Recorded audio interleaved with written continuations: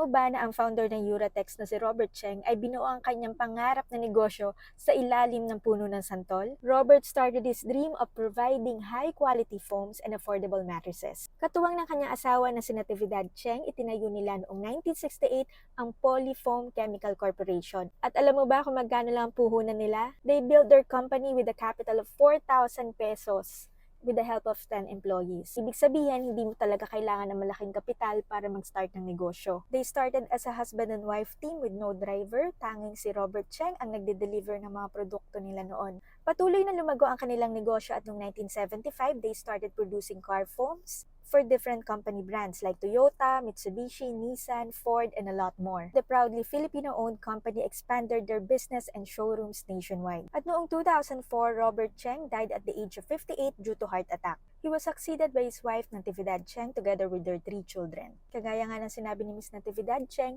sa mga gustong magnegosyo, kailangan natin ng honesty, integrity, sipag at tiyaga, at kailangan din magtipid at tiwala sa sarili. Uratex is the country's biggest foam manufacturing company in the Philippines.